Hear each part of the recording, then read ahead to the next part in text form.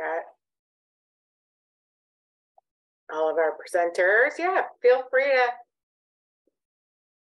Hey, China, nice to see you. And yeah, feel free to introduce yourself in chat. Nice to see everyone here. Happy hot July. So thanks for joining us a week late because of the holiday and people taking time off. We thought it best to push it back a week. So glad you're here with us today. I'm Lisa Chapman. I'm the Director of Public Policy here at Michigan Coalition Against Homelessness. And together with Eric Huffnagel, our director, we will be talking about what's going on state and federally, and then would really love to hear from you about what's going on in your local community. We have special guest speakers today from Kalamazoo, so we are super excited about that. So let's get started. This is Micah's mission statement. Thank you, Amy. I want to thank Amy and Ashley, our policy intern today, who is helping behind the scenes. And you can go to the next. Oh, here's just a reminder. So we love our members at MICA. We try to have lots of member benefits, and we have member recruitment month coming up in August. And you know, some of the benefits of joining are, we ask you to vote on different things. You voted for our Breakfast of Champion awardees, and also the Homeless Awareness Month theme, and lots of other things. But the other thing that being a member does for us and for you is to help support our work. So we really appreciate you. And just a plug to, if you haven't joined us, we would love to have you as a member. And thank you, Lisa. Allison was going to join to talk a quick second about recruitment month, but she may not be on yet. So thank you for pitch hitting with that slide. My pleasure. And thanks to everyone for joining us and for continuing to introduce yourselves in the chat. So as I mentioned, we are going to have some guest speakers today. As always, Eric will run us through some federal updates and let us know what's going on the national front. I will talk a little bit about what's going on in the state, and there are a few updates there as well. And then share some MICA updates and talk about some things that you can do, and want to hear from you if there's anything going on in your community. And we should have time for all of that. So it's a jam-packed agenda today. So let's go to our next slide. As always, we will also don't have to worry if you don't catch everything in the chat. We will send you the slides and the links. And I will also share that Patrice Griffin, our speaker from Kalamazoo, will also be sharing her information in with ours after the fact. She's having a little tech challenges today, so we will listen to her and be attentive listeners, and then we will get to see her information after. All right, so now it is my great pleasure, whoops, slides are jumping, to introduce Patrice Griffin, who is the former Vice Mayor of Kalamazoo and a housing advocate. And Patrice, take it away. Thank you so much, Lisa. Thank you, everyone, for having me. I do see a few familiar faces, but happy to be here and meet you, those of you who I don't know. And I may be flying solo today. So one of my colleagues has recently experienced a loss, so she may not be joining us. But that's okay, because that's one of the beautiful parts of doing teamwork. When that happens, someone can fill in. Again, my name is Patrice Griffin, and I am the former Vice Mayor of the City of Kalamazoo, and I had a lot to do with our housing equity ordinance that was passed in Kalamazoo September 8th of 2020. So I just want to go over a little bit of how we got to that work, what we did to make that work successful, and then answer any questions that you all might have. prior to me getting into office, probably about 8 years now. So I'm born and raised here in Kalamazoo.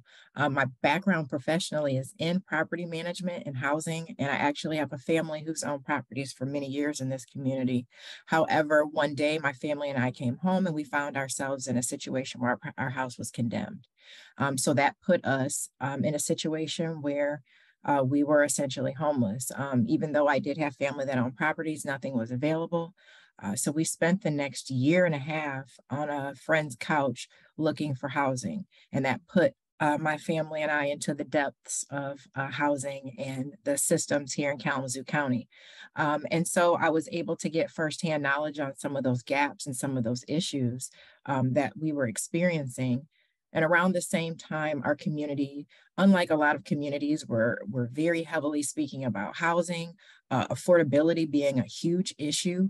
But knowing that affordability wasn't necessarily our issue.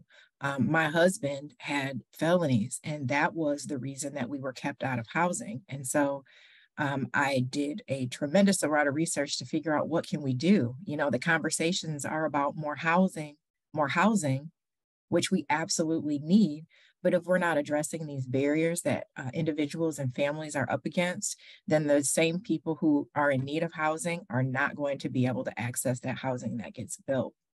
So I was at that time, I was the vice chair of the Fair Housing Center of Southwest Michigan. And my husband, being an organizer, we kind of came together and collaborated on a criminal justice system and fair housing and those how those collaborated. And so through that, really began to connect with local organizations. And so ISAACS, which stands for Interfaith Strategies for Advocacy and Action in the Community, was an advocacy, an interfaith advocacy group that was working on housing at this time, as well as Truth, Racial Healing, and Transformation was doing some work in that space as well. And so there was a lot, again, talking around housing. And then we really just sort of honed in on, we need an ordinance change. We need a policy change, really to get at the root of what needed to happen.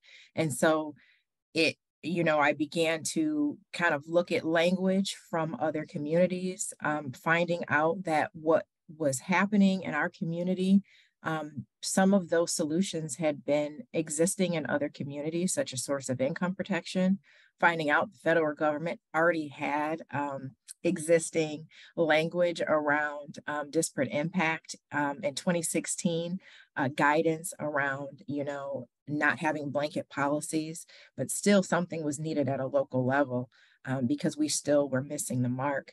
And so we embarked on what became some of the largest, not some of the largest housing policy here in Kalamazoo County. So in a nutshell, what the housing ordinance entailed is it added protected classes, it added educational affiliation, it added source of income protection, it added status as a survivor of domestic violence, it added personal identification method, and it added prior arrest and conviction record. There's also language that addresses application fees.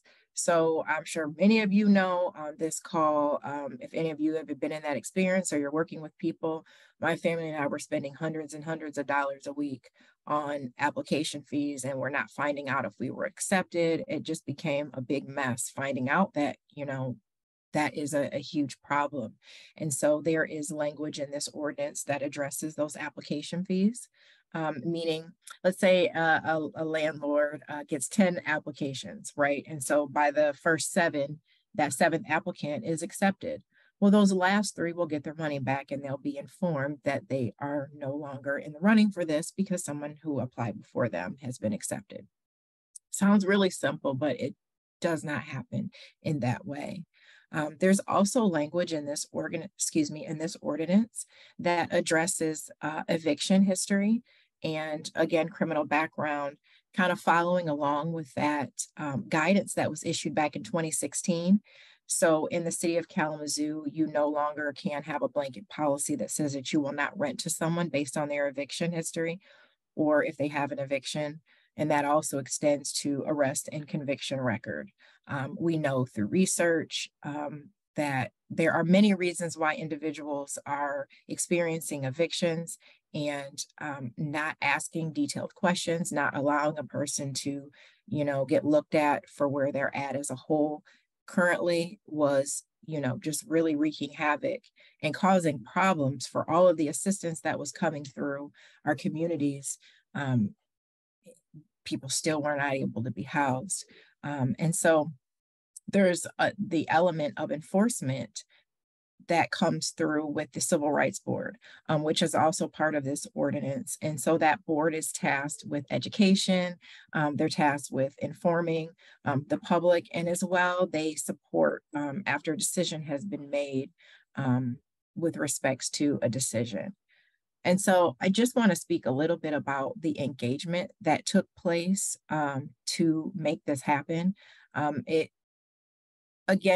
started down this path probably a little before 2017, and the ordinance was passed unanimously by the Kalamazoo City Commission September 8th of 2020. But all throughout that process, there was a lot of work that went into it. So there was a public meeting that was held with Isaac back in 2018. There was also landlord fairs that were taking place that we spoke at and presented to. In the city of Kalamazoo, they have a landlord registry, and I understand all municipalities may not have one, but they do. So what we did is invited all of the landlords that were registered to attend a special meeting, and then had subsequent meetings after that. More than 1,700 doors were knocked regarding this ordinance. And then we continued to just have ongoing meetings with providers, with advocates, with community groups, with landlords, and just continue to speak with everyone. We did not hold all meetings with all individuals at the same time. We did separate those meetings out for a number of reasons. But most importantly, we wanted to get to the root of what we were trying to get to. And so what took place at those meetings was I drafted a lot of the language using information that was gathered from prior surveys that had been sent out, and then experience that I had from being in this situation, and then presented that to landlords, to community, and got feedback on that.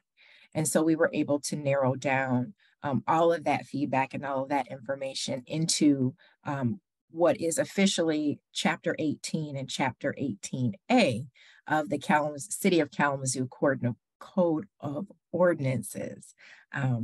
And so since that time, we've continued to work and expand that ordinance outside of the city of Kalamazoo. It is now expanding those protections, those fair housing protections, expanding source of income protection. That is part of our Kalamazoo County Housing Plan.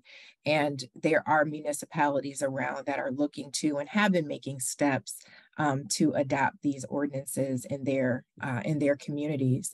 It was just a really big effort, and it was just a really great show of what happens when you have work that is led by those who are impacted by housing crisis or homelessness, and then what happens when organizations support.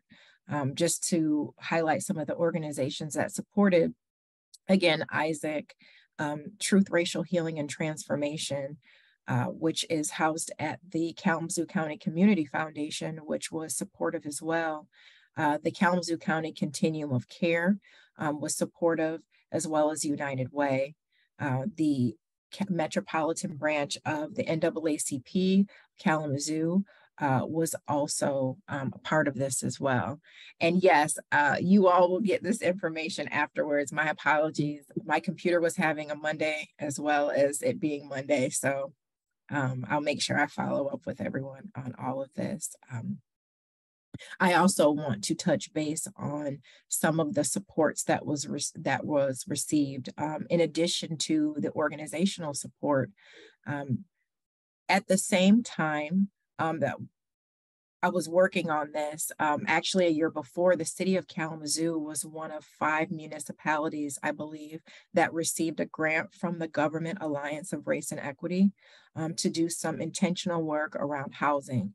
And so there was some supports that was received from the Policy and Race Research Action Council and American Civil Liberties Union as well. And so PRAC is what that's short for. They're out of DC. And so just really, it was a collective effort, a huge undertaking. Yes, there was opposition, all of the things that come with it. But what was the most important is that we were able to get it passed. And the work, of course, doesn't stop after you pass an ordinance such as that. The enforcement, the education, the continued movement to make sure that it's upheld is ongoing. So I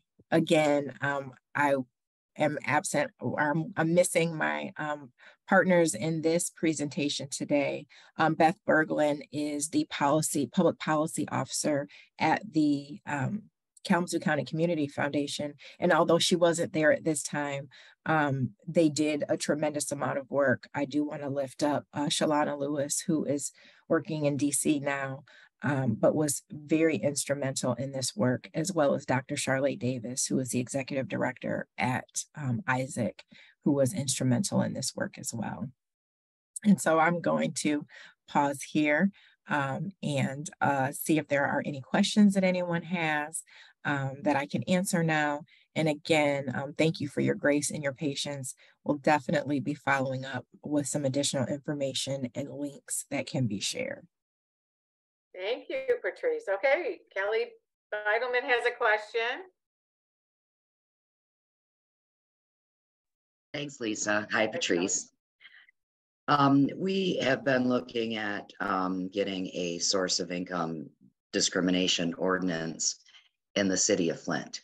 And while the mayor's office and the city attorney were really excited about it, couldn't believe that Flint didn't already have one, even though so many other communities did, it didn't go anywhere. And the reason is because, and ours contained the source of income discrimination, where we talked about VASH vouchers and housing choice vouchers and Social Security and all the other retirement income that folks have.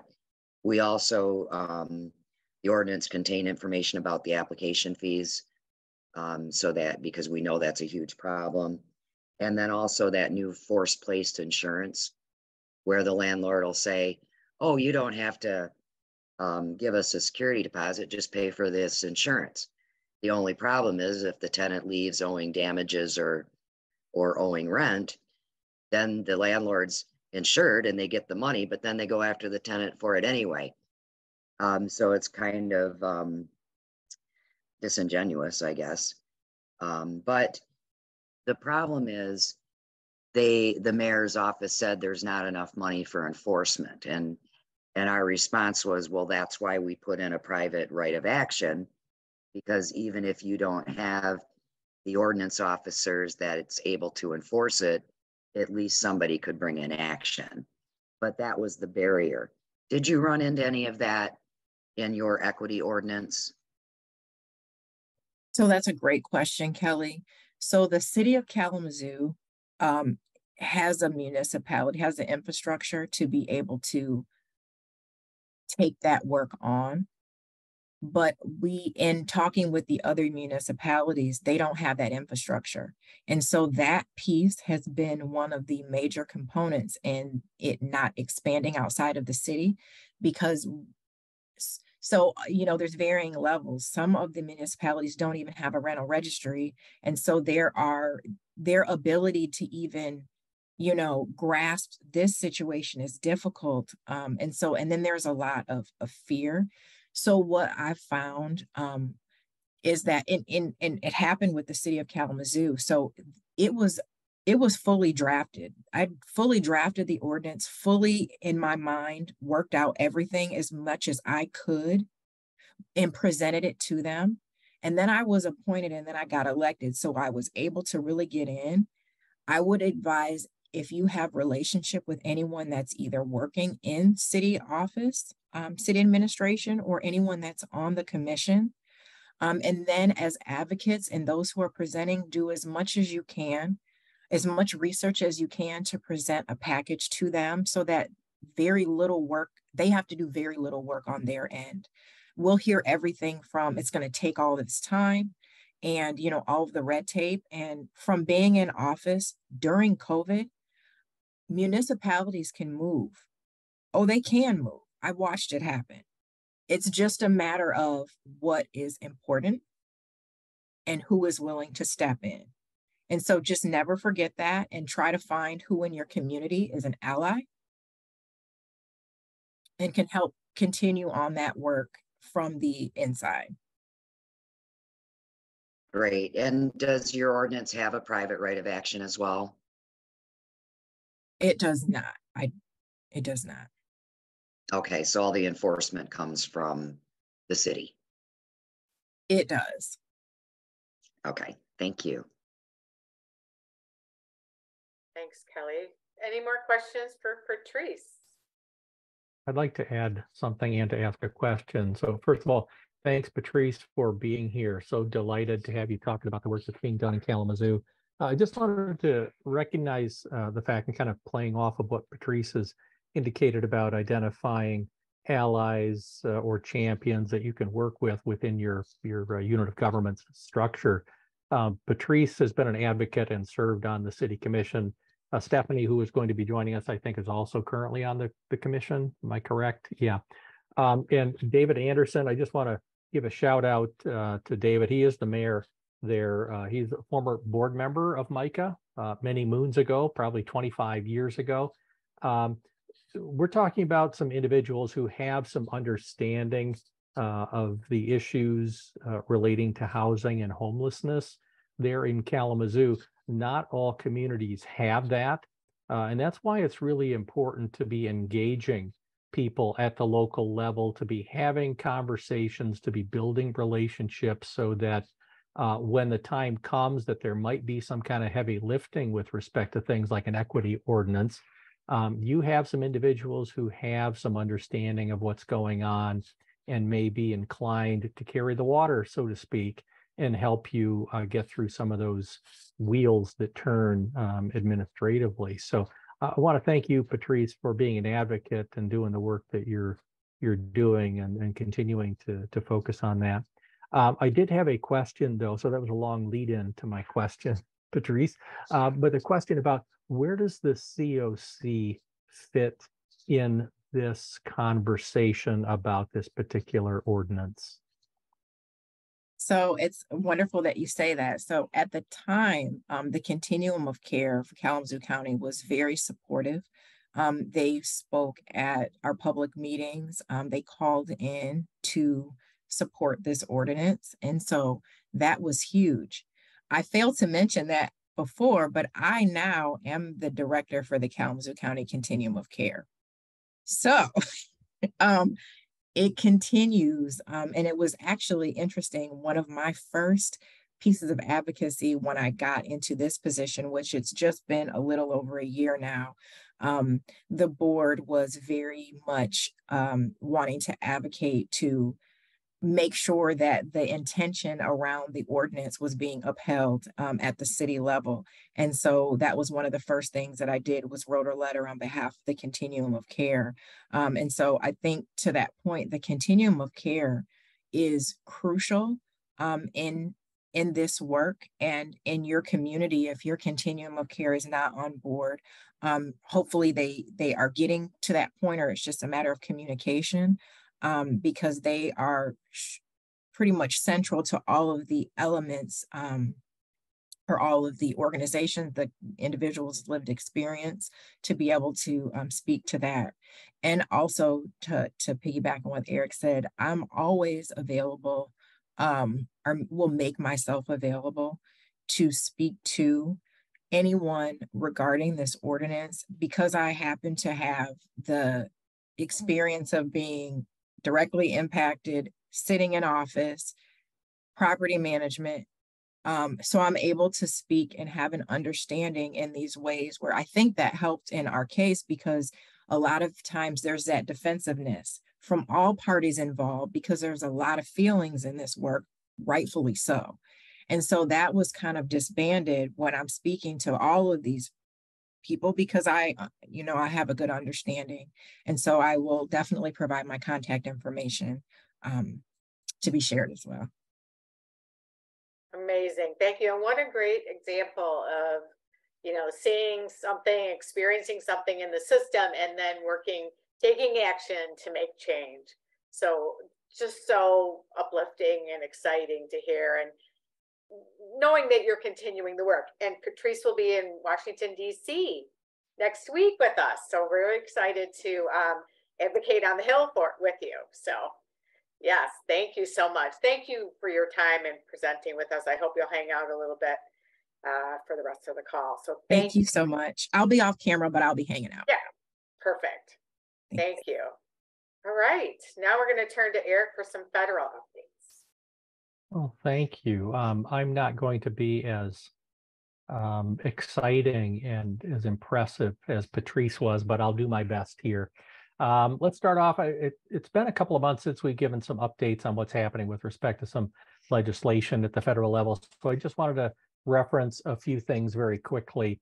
One is a reintroduction of a couple of bills that Maxine Waters did introduce in 2022. I just wanted to mention these to you. These were originally part of the Build Back Better Act. Some of you may recall that passed the House last session. I just want to let you know that it is back being considered. The next item is something new, and it's the Visitable Inclusive Tax Credits for Accessible Living Act. And I'm sorry about the typo there. Also known as VITAL. We all love acronyms, so VITAL. And it would increase the overall amount of federal tax expenditures for low-income housing tax credit program and encourage developments of low-income housing. So I'm sorry for that last line dropping off the slide, but you get the idea. So that's something new that's been introduced in a bipartisan way in Congress. Next slide, please. And just one more piece of legislation I wanted to lift up to you. It's lifting immigrant families through benefits access restoration, or Lift the Bar. That's an even better acronym than the prior one that I just shared with you. This is someone on the House side and the Senate side, both introducing parallel pieces of legislation, sister pieces of legislation. And so just wanted to keep this in front of you. There is something that's being done through the National Low Income Housing Coalition that's a larger campaign that's called Protecting Immigrant Families Campaign.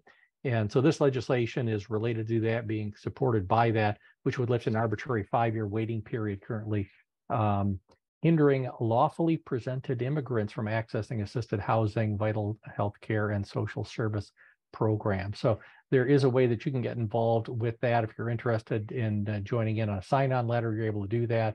We'll also have some information about the Protecting Immigrant Families campaign in case you or your organizations are interested in getting involved with that. But those are the 3 pieces of legislation that have been introduced that I thought were worth sharing. Next slide. So then we're going to shift gears a little bit once we get our slide moved forward to talk about the budget. As you know, there was a deal that we reported out at the last meeting between the House Speaker and the Biden administration that would allow for the numbers to be set for appropriations. We were hitting the debt ceiling. It was extended.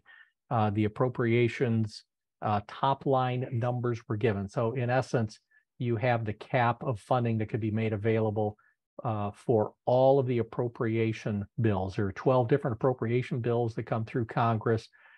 This basically is setting the top numbers for each one of those bills. So the folks working on those bills will now have a target to be working within. So we think about housing funds. The HUD funding comes through a joint bill, the Transportation, Housing, and Urban Development Bill, which is commonly referred to as THUD. So just want to show that the top line number for fiscal year 24 is a $759 million increase for THUD over the previous year. But keep in mind that's divided between HUD and DOT.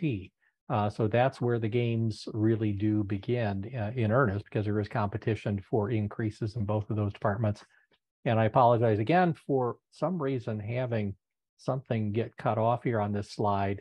But when we think in terms of the HUD budget, that with the increased cost of rent, other inflationary pressures, and the fact that FHA has fewer receipts, I think, than were anticipated, we're looking at a net loss, if you will, if we do just a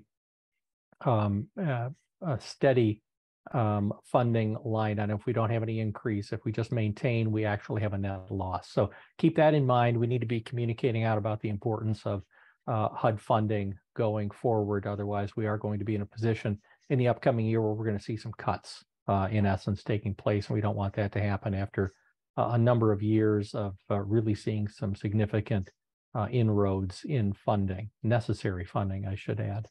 Next slide, please. So here are a couple of things for you to be taking into consideration. I had mentioned earlier that there's an opportunity for a sign-on letter, but here also, just as a reminder, we talked about this last meeting, so I'm not going to belabor it, but you can get involved by submitting public comment with respect to the Federal Housing Finance Agency, a request for input. You can get involved in that. Also, there's a working group call that is scheduled. Actually, two of them, July 19th and July 26th, 4 p.m. If you or your organization is interested in getting involved in the discussions about renter protections that would be related to the FHFA, please feel free to do that. I'll drop information in the chat box for you when I'm done presenting. Next slide, please.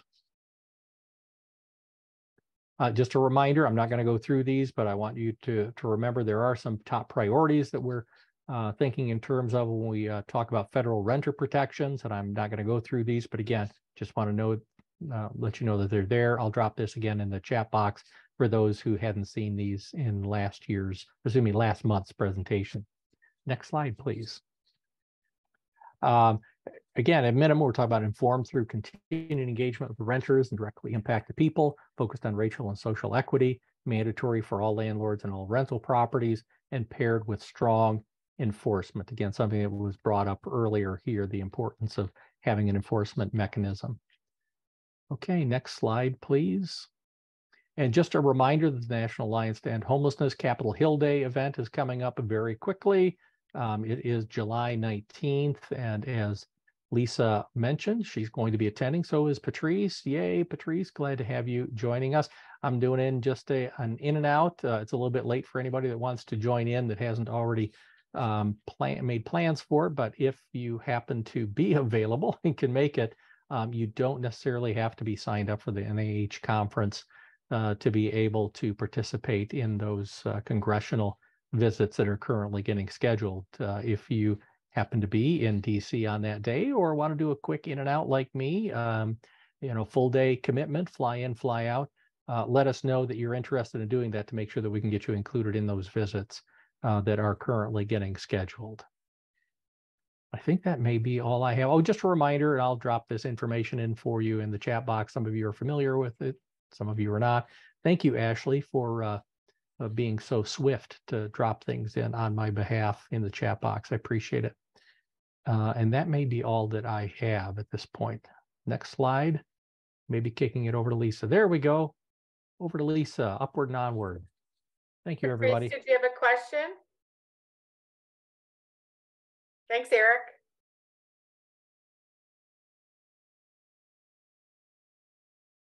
All right. Well, if you have a question, let me know, or you can unmute or put it in the chat. All right, we talked about source of income protections as being a best practice for both, federally, locally, we have state legislation that's pending for source of income protections. We had a hearing in May, and then the Senate Housing Committee held a vote. And they voted it favorably out of committee, so it is now to the full Senate. We anticipate probably not much action this summer. There's only a couple days of, you know, the full Senate and House, you know, meeting, and we don't know if that's actually even going to happen. So we're hoping for this fall, if not sooner. So there's still time for you to sign on. There's a link here. Ashley just put it in. We are demonstrating the broad and wide support we have statewide for this legislation. And it is really impactful when we show the list of how many people have signed on. So we really appreciate your participation there. Next slide, please. Okay, we have a lot going on. I'll just cover a few things. There's a lot of bills being introduced. First of all, though, our state budget for fiscal year 23-24 was finalized, the largest one ever. Just a couple quick highlights. There was $5 million in the MDHHS budget, a portion of the budget for a recuperative care benefit for people on Medicaid who are coming out of an inpatient setting, but still not well enough to go into whatever, you know, situation if they're housed, or, you know, sometimes people are homeless. So this would provide for recuperative care benefit for those with Medicaid. So that's huge and very exciting.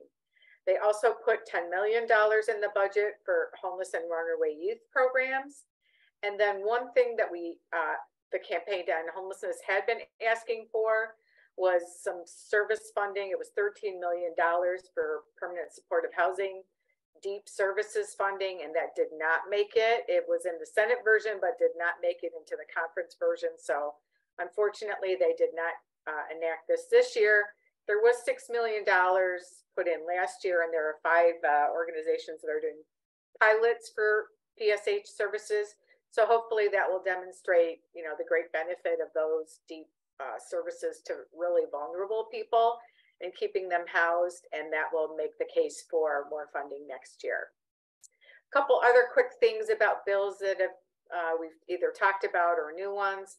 Senate Bill 128, DeMoose is the sponsor. That would provide a tax credit for feeding programs and shelters. That was passed in the Senate, referred to the House committee. HB 42773 is O'Neill's bill that would amend the Housing Act, the Landlord Tenant Act, to include notification of tenants if there's a code violation. So that passed the House and now is to the Senate Housing Committee. A couple youth bills there, we've talked about them before.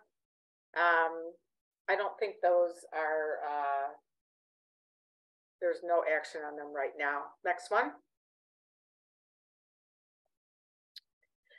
There's a package of bills for vital documents for people leaving prison, both for state IDs and driver's license, birth certificates. So those are really good.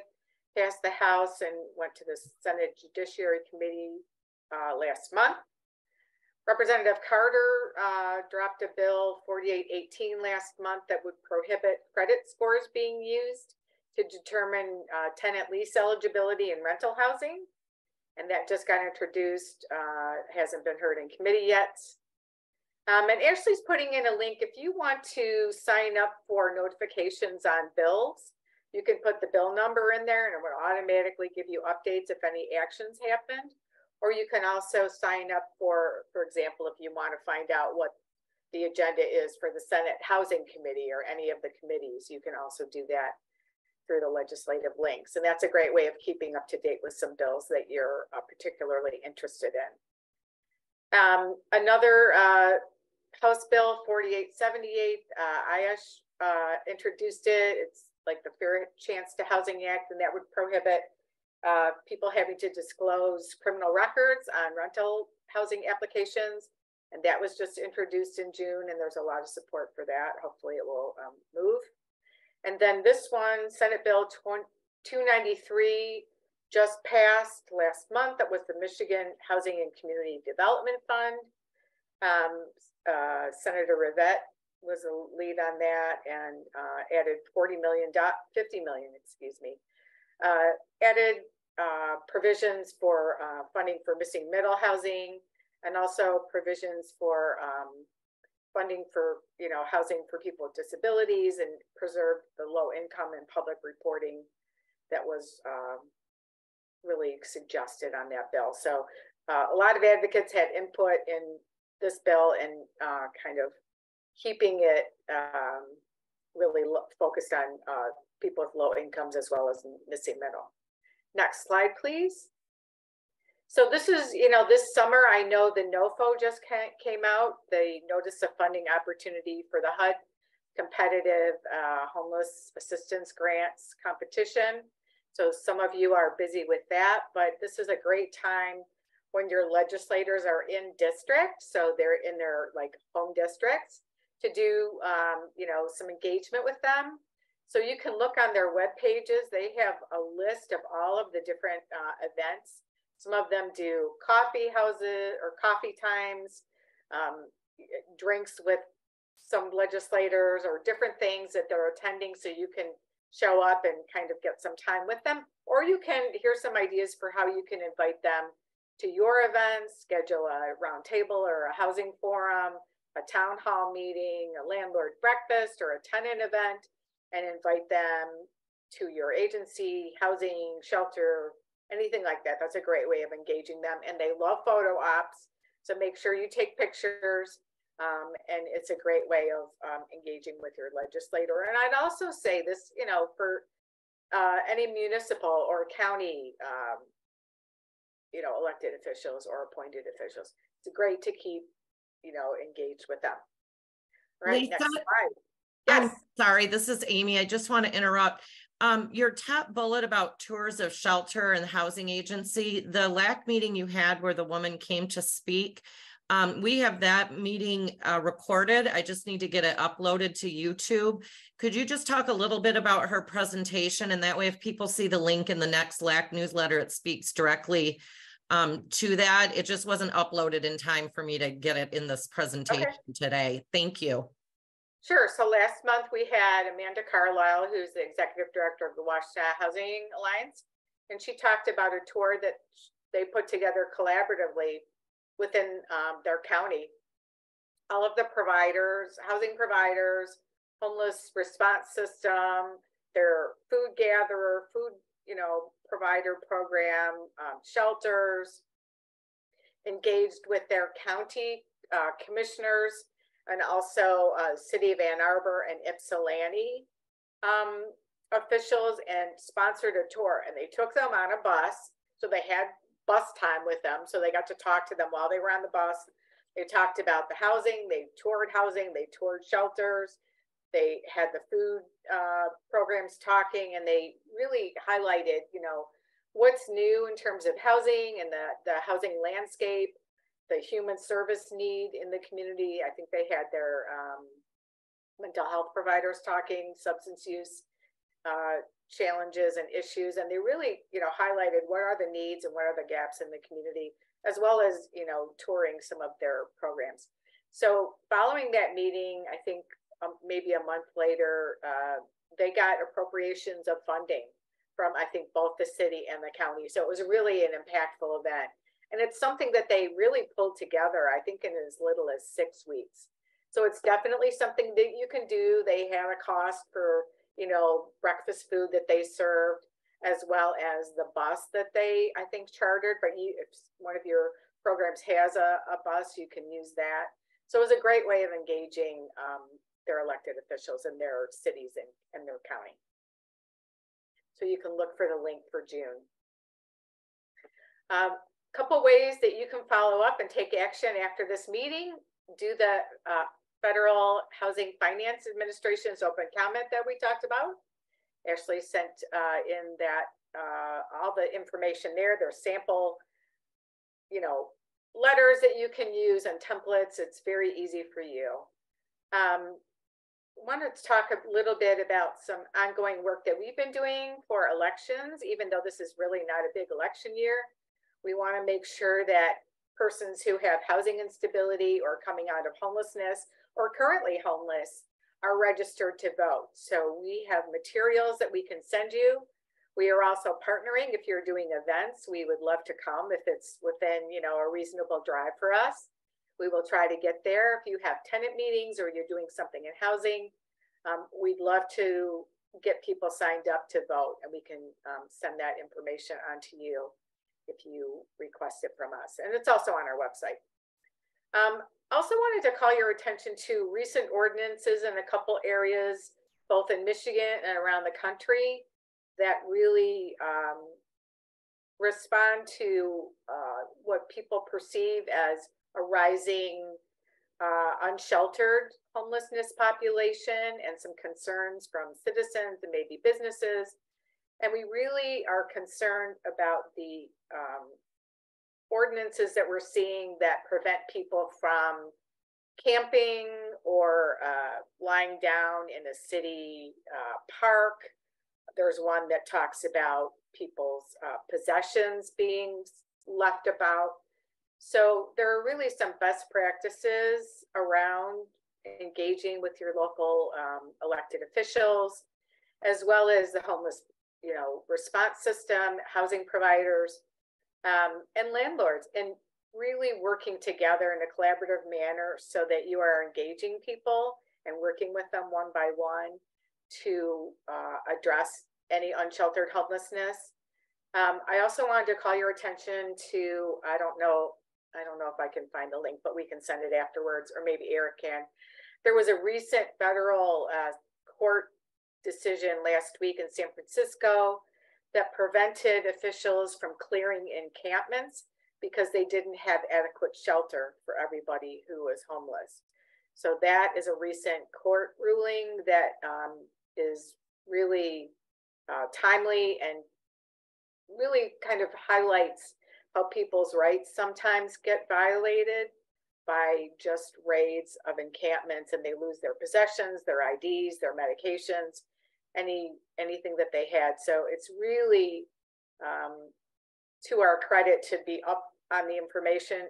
There are humane ways and collaborative ways of working together, and we really, I just was quoted in a newspaper article. It's a lot of interest around the state and nationally, and also interviewed on a radio show about what's happening on this issue. So we really thank you, Eric.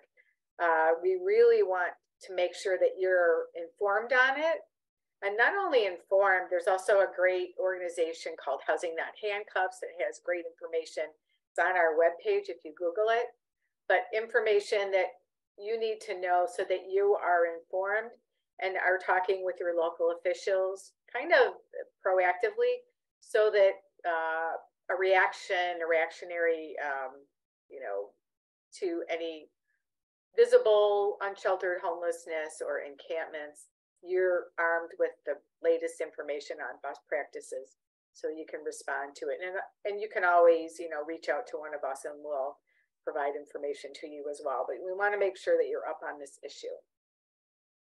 Two other quick things I wanted to mention. We are working on state ID vital documents information. There's a state ID task force, and we are, Ashley is working with us on, you know, redoing or making sure that our webpage has the latest and greatest information.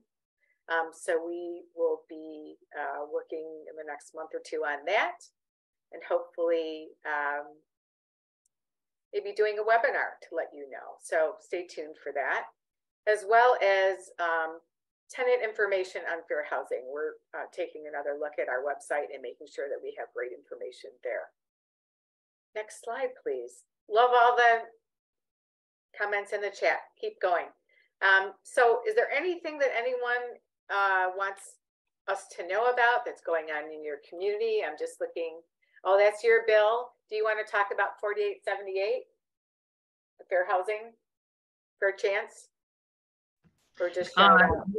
Yeah, absolutely. I seen it up on there and got super proud. I actually just seen this the other day at the Misha thing, and I just I'm with it. I'm in Kalamazoo, and I've been researching the ordinances that they have, and the Civil Rights Board is where you lodge your complaints, and I've been going to those. I've been trying to become more involved in these things because it is so important, and they don't really express the importance of these things through growing up, right? So the 4878 is geared specifically towards the formerly incarcerated. It states that a landlord must give you a tentative yes or no before doing your background check. Like, you have to check me on my income, on my credit report, on anything other than my criminal history.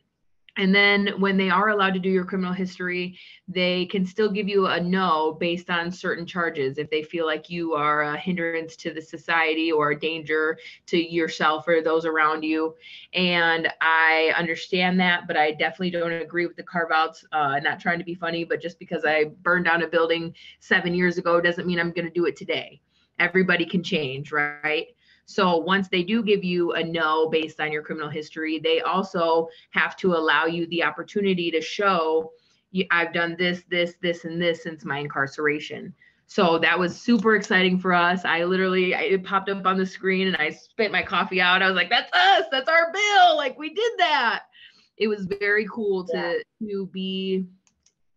be part of something that you never really truly realized had such an effect on the world around you. You know what I'm saying?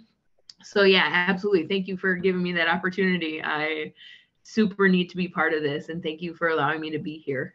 Yeah, great to see you. I've talked with other folks from Nation Outside and Vera Institute as well, and we just really, Safe and Just Michigan, we're partners with you. We're not the lead on everything, but we want to lift up and amplify and elevate all the great work that's being done by all the advocates out there. So shout out, and we'll be promoting this, definitely. Yeah. Thank you so much. I appreciate you. Yeah, my pleasure. I did also want a couple quick things, and I don't have these on the slides, but I just wanted to highlight, good things that are happening. And we looked to other partners. Just found out that I think it was 2 months ago, the state of Rhode Island passed a bill to prohibit application fees for rental housing. So that's super, super exciting and news. The 14 bill package aimed at addressing the housing crisis created by rising costs and lack of supply in Rhode Island. So kind of interesting. We're going to have a junk fee bill in Michigan that hopefully will be introduced this year. If not this year, then next. But we have a legislator that's interested in doing that. And okay, so active chat, Kate's asking about the state ID waiver. So thanks, Allison. Yeah, I worked at Warren at the Salvation Army shelter in there. So we use this program a lot for our clients, but one of my caseworkers in Hillsdale is trying to sort of pivot and help the unsheltered in Hillsdale right now. And they don't have a shelter. They only have a warming center for the winter. So they don't have access to HMIS, but she's got a ton of people that need ID and birth certificate, but she's trying to fill in that gap, and not having access to HMIS, she's kind of stuck, not really sure what to do. So yeah, well, there's guidance on our website, and hopefully they can fast track. The state ID is free for people that are homeless. Oh, and Allison's saying a street outreach team can also access HMIS if there's a street outreach team of some sort. No. Yeah, there's okay. Not. I don't even think they have a HARA right now in Hillsdale. So. Oh man. Okay. Well, yeah. I do know somebody in Hillsdale, and we've been communicating about that ordinance. So. Okay. Yeah. Cool. But we have information on our website if they want to try and. I just pulled it up. Thanks, Lisa. Okay. Sure. Max. Hi. Hi. So I know that we just finished the budget for, a couple weeks ago, but I have some questions kind of about looking at the next budget cycle. And, we saw a lot of one-time COVID money that was being used for stuff like non-congregant shelter infrastructure projects, different types of things around services, rental relief, some of the, or eviction relief, some of those types of things. And I'm curious if there's anything that you're optimistic about that will maybe didn't make it into this cycle, but next cycle will be there, or trying to like make permanent some of that one-time COVID money, or if there's other things that you see on the horizon. For the federal budget or the state budget? Well, probably I guess a lot of it's the federal budget that the state is administering, but I know that maybe in the state that there's some proof of concept stuff that's been successful here that they are going to be putting as like a higher priority potentially. Yeah. I can say on the state level, and hopefully we'll be advocating, Eric talked about some of the bills federally, and I know there's one, that advocated for more vouchers as well. But on the state level, the Campaign to End Homelessness always makes recommendations. Some of the things made it into the budget this time, some of them didn't. We are going to be starting earlier this year. Last year, the last couple of years, we've tended to be November, December. So want to get a jump on it and try and be more proactive. So if people have ideas for things, we definitely look to what are the good things going on, what are the gaps, like I talked about the services funding. I would always like to see more rental assistance funding. Mr. just started that $5 million fund, but definitely that's going to run out pretty soon. So more source for that would be, and funding for housing for folks at the very lowest incomes is always something that we advocate for as well. And, we're concerned about Eric talked about the funding levels that really won't result in an increase for next year. So we're really concerned about that. So there could be some movement there budget-wise or supplemental, you never know, but we'll see. Eric, I don't know if you have anything else to add on that. Yeah, the state level and the federal level, just a couple of comments. On the federal level, to begin with, as part of those negotiations with respect to the federal budget and us hitting the deadline of the negotiations that took place, part of the negotiations included the intent to, I would call it clawback excess or unspent ARPA dollars that otherwise would be redirected for other purposes at the federal level. There are some exclusions to that. It didn't affect the funds that were related to homeless services and a number of other areas. But I think just in general terms, if we're looking at those dollars no longer being on the table to be repurposed elsewhere, that reduces the amount of funding that might otherwise have been sent down from the feds to the state level for other things within the state. So I think the belt is going to be tightening at the federal level. At the state level also, I've heard some indications that already the projected revenues may be beyond what reality might be going forward. So there may actually be some potential for cuts taking place. So we have to keep that in mind, that there's always pushback whenever there are dollars made available. There are efforts to try to reduce those expenditures, one side of the aisle versus the other, and the pendulum that swings.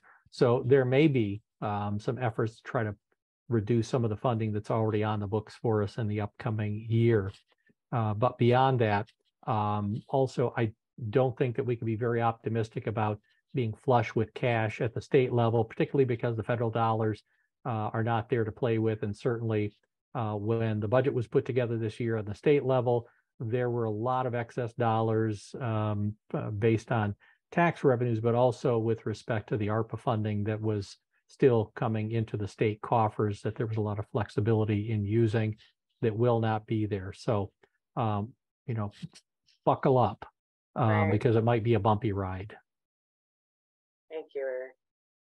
One other thing that I didn't get to mention, and I don't see anyone's hand up, the Campaign to End Homelessness put out a call for proposals for the Homeless Summit that is taking place October 23rd and 24th at Shanty Creek in Bel Air.